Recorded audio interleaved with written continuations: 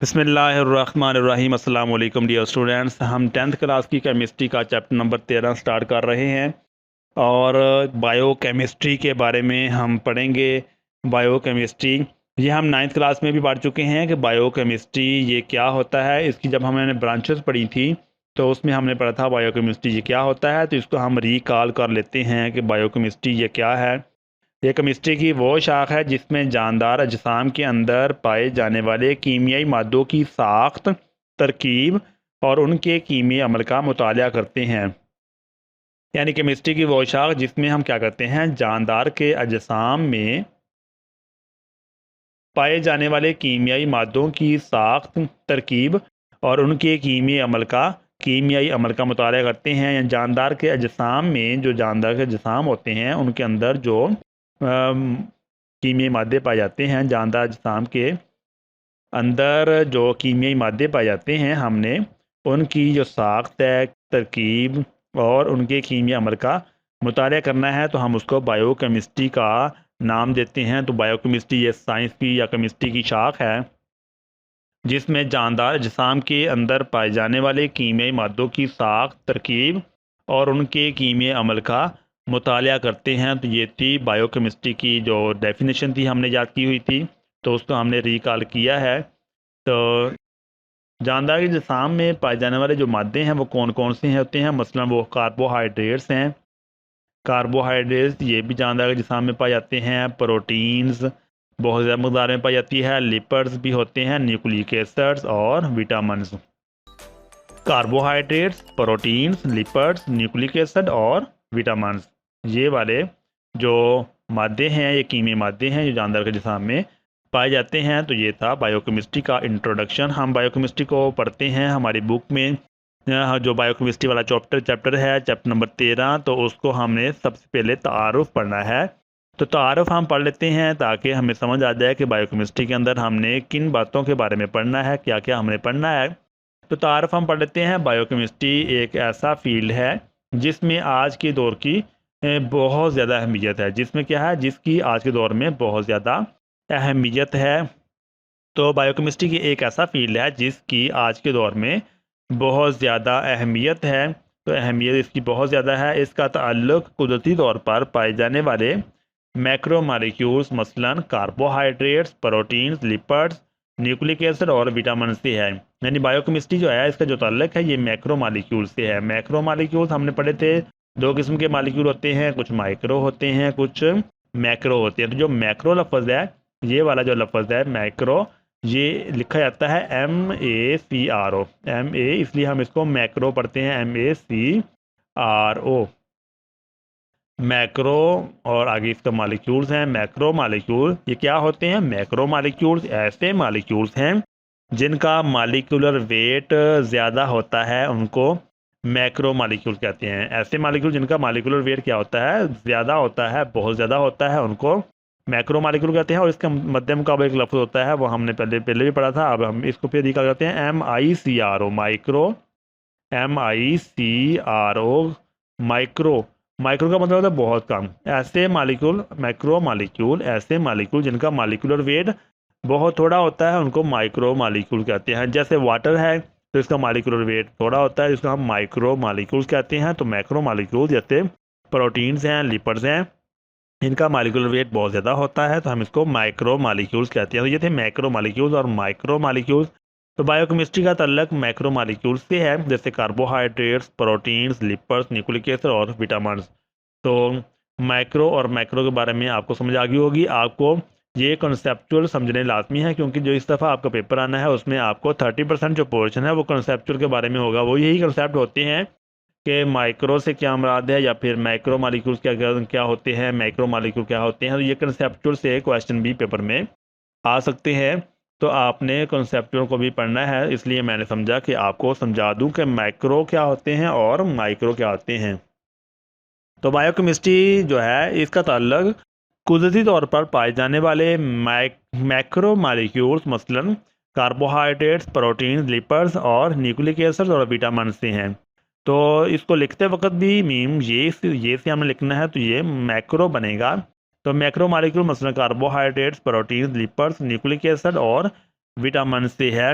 इसके अलावा जो माहौल में मौजूद ज़िंदा ऑर्गेनिज़म्स, ज़िंदा जो ऑर्गेनिज़म्स हैं, माहौल में मौजूद ज़िंदा ऑर्गेनिज़म मसलन पौधे हैं, जानवर हैं, इंसान हैं, इसके अलावा और भी जानदार हैं, जितने भी जानदार हैं माहौल में जो मौजूद हैं ज़िंदा ऑर्गेनिज़म्स, वो क्या करते हैं कि सादा मालिक्यूल से मैक्रो मालिक्यूल बनाते हैं। सादा मालिक्यूल देते हैं, जैसे हमने फोटोसिंथेसिस में पढ़ा है कि फोटोसिंथेसिस कहते हैं। फोटोसिंथेसिस में क्या होता है कि वाटर और ऑक्सीजन फ़ज़ा से लेता है पौधा, और वाटर जो है पानी से हासिल करता है, ये लेकर तो ग्लूकोज बना देते हैं, तो इसे मैक्रो मालिक्यूल बनाते हैं। तो यही कह रहा है कि माहौल में मौजूद ज़िंदा ऑर्गेनिज़म्स सादा मालिक्यूल से मैक्रो मालिक्यूल्स बनाते हैं। जो मैक्रो मालिक्यूल्स हैं हमारे लिए ज़रूरी हैं क्योंकि ये एनर्जी का ज़ख़ीरा होते हैं। मैक्रो मालिक्यूल्स हमारे लिए ज़रूरी हैं क्योंकि ये एनर्जी का ज़ख़ीरा होते हैं। मिसाल के तौर पर हम यहाँ पर पढ़ लेते हैं कि कार्बोहाइड्रेट्स जो हम खाते हैं ये एनर्जी मुहैया करते हैं। मिसाल के तौर पर कार्बोहाइड्रेट्स जो हम खाते हैं वो क्या करते हैं, वो हमें एनर्जी मुहैया करते हैं। कार्बोहाइड्रेट जो हम खाते हैं वो हमें क्या करते हैं, एनर्जी मुहैया करते हैं। कार्बोहाइड्रेट्स ये क्या होते हैं, ये डायग्राम में हम देख लेते हैं कि कार्बोहाइड्रेट्स क्या होते हैं। ये ड्राइड फ्रूट जो होती हैं जिसमें ये खुश्क मेवाजात हैं, सब्ज़ खुश्क मेवा ड्राई फ्रूट है, इसमें कार्बोहाइड्रेट्स बहुत ज़्यादा मकदार में होती है। बेगल्स हैं आजकल बहुत खाए जा रहे हैं, इनमें कार्बोहाइड्रेट है।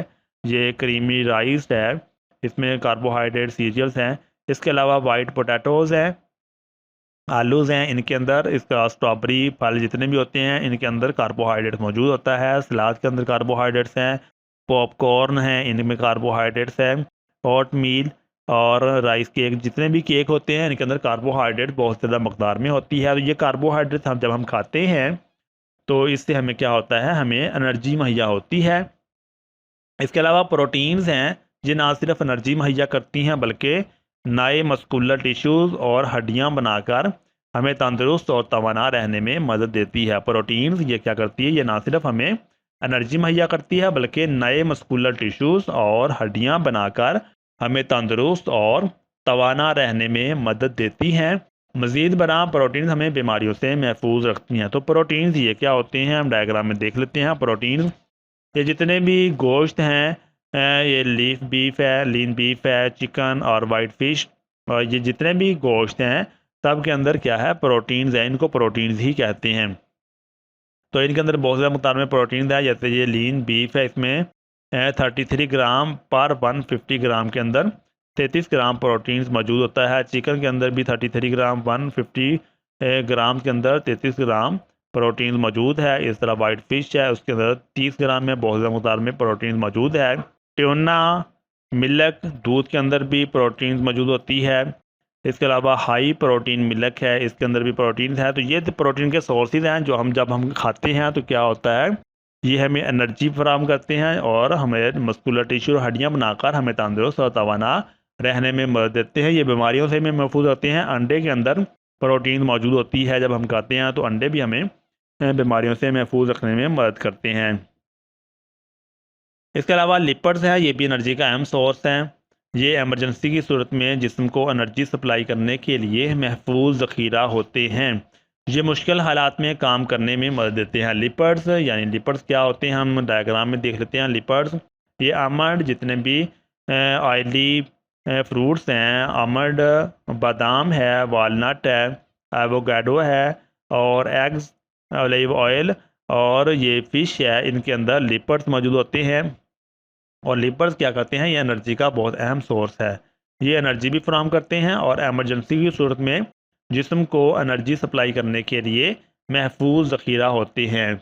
यानी जिस वक्त जिस्म को एनर्जी नहीं मिल रही होती तो फिर लिपिड जो होते हैं ये ज़ख़ीरा हो जाते हैं हमारे जिस्म के अंदर और उससे फिर एनर्जी जिस्म को मिलती है। ये मुश्किल हालात में काम करने में मदद देते हैं। तो ये थे लिपिड्स। लिपिड्स भी हमें एनर्जी का सोर्स मुहैया करते हैं और लिपिड जो होते हैं ये एमरजेंसी की सूरत में जिस्म को एनर्जी सप्लाई करने के लिए महफूज ज़ख़ीरा होते हैं। ये मुश्किल हालात में काम करने में मदद देते हैं। इसके अलावा न्यूक्लिक एसिड की हम बात करते हैं। न्यूक्लिक एसिड ये नस्ल दर नस्ल जेनेटिक इन्फॉर्मेशन को मुंतकिल करते हैं। न्यूक्लिक एसिड ये क्या करते हैं, नस्ल दर नस्ल जेनेटिक इन्फॉर्मेशन को मुंतकिल करते हैं। तो न्यूक्लिक एसिड क्या होते हैं? ये डीएनए और आरएनए जो होता है ये न्यूक्लिक एसिड होते हैं। डीएनए और आरएनए ये क्या है? न्यूक्लिक एसिड है। और डीएनए जो होते हैं ये